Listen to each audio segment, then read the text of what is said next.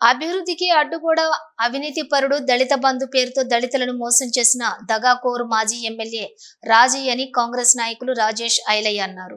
ఈ మేరకు జనగామ జిల్లా జఫర్గఢ్ మండల కేంద్రంలోని ఏర్పాటు చేసిన మీడియా సమావేశంలో మాట్లాడుతూ కన్నులుండి చూడలేని ధృతరాష్ట్రుడు అని మండిపడ్డారు.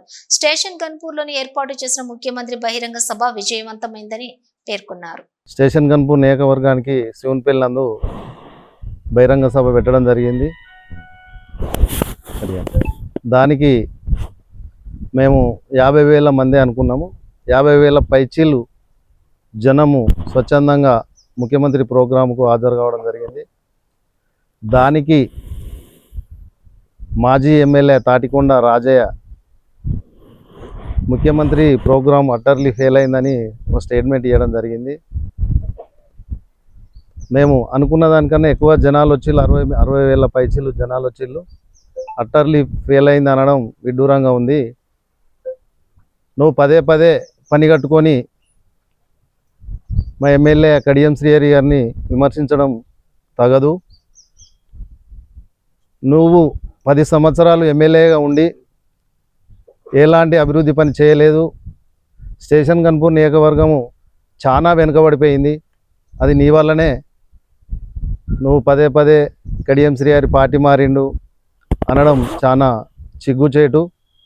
కడియం శ్రీహరి సొంత ఇమేజ్తోని ఎమ్మెల్యేగా గెలిచిండు.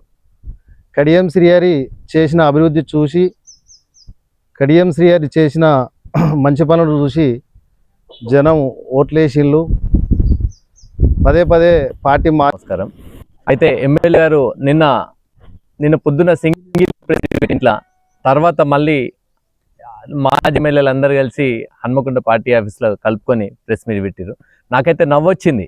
సింగిల్గా ఆయనకైనా వాట్సాప్లో పెట్టుకున్నాడు, ఫేస్బుక్లో పెట్టుకున్నాడు. తర్వాత మళ్ళీ పార్టీ వాళ్ళందరూ కలిసి ఈయన మధ్యలో కూర్చోబెట్టుకుని ఈయన ప్రెస్ మీట్ పెడుతుంటే అందరు నవ్వుతూ ఉన్నారు చుట్టూ ఈయన మాట్లాడుతుంటే.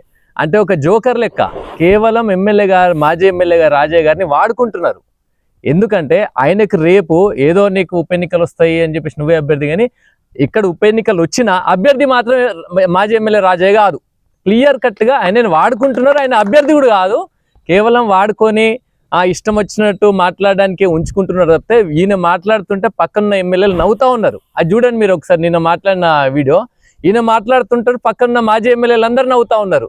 ఒక బఫూన్ లెక్క తయారు చేసి ఆయనను వాడుకుంటా ఉన్నారు. రాజన్న, నువ్వు డాక్టర్వి, గతంలో సరే నువ్వు హాస్పిటల్ పెట్టుకొని పిల్లల్ని సర్వీ చేసి సంపాదించుకొని ఉండొచ్చు.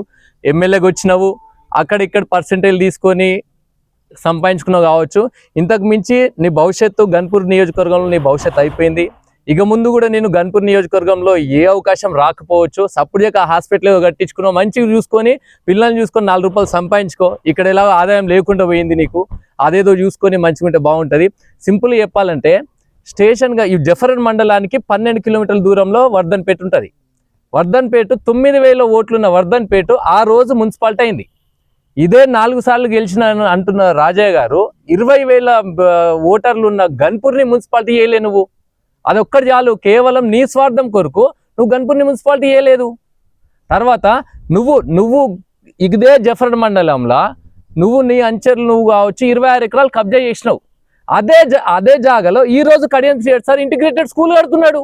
అది చాలు, నీకు ఆయనకు తేడా. అది నువ్వు కబ్జాలు, నువ్వు డబ్బుల కొరకు నువ్వు పని చేసినావు, అభివృద్ధి కొరకు పేరు కొరకు ఆయన పనిచేసిన, అంతే తేడా. కడియం శ్రీహరి గారికి ఆయనతో పోల్చుకునే రైట్ కూడా నీకు లేదు. దేనికి అసలు నువ్వు 4 సార్లు గెలిచినవి స్టేషన్ గన్పూర్ నియోజకవర్గంలో ఒక డిగ్రీ కాలేజ్ తేలేకపోయినావు. నువ్వు నేను ఇది చేసిన అది చేసిన ఏం చేసినావు? ఈ రోజు ఎంత పడి డిగ్రీ కాలేజ్ శాంక్షన్ చేయించింది కడియం శ్రీహరి సార్.